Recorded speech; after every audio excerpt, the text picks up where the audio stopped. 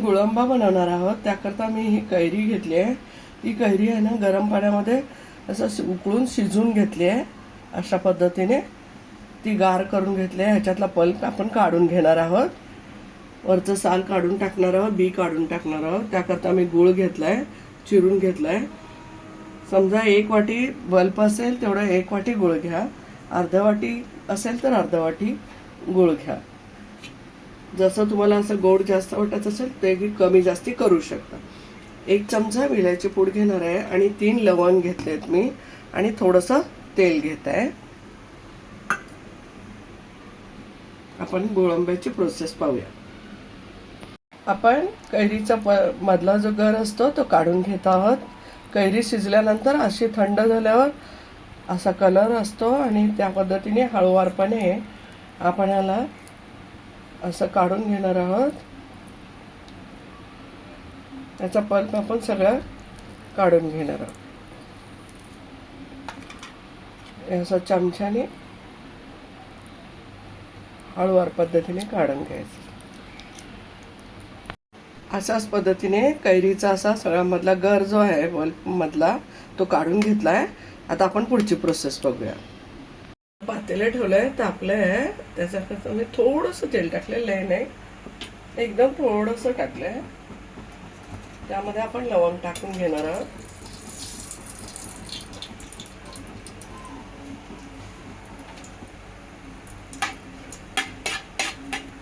लवंग टाकून घेतोय.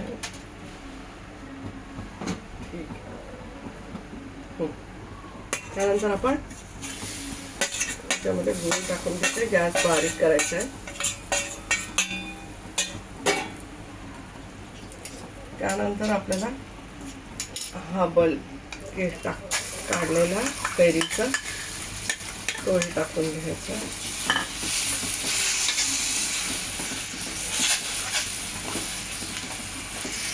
गॅस बारीक करूनच करायचं आहे हे.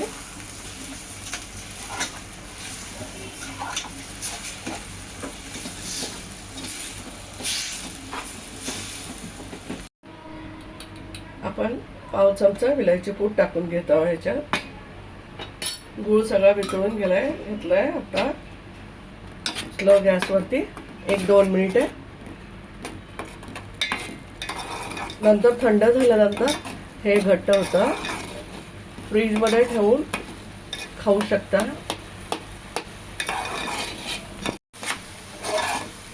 आता आपला गुळंबा तयार झालाय.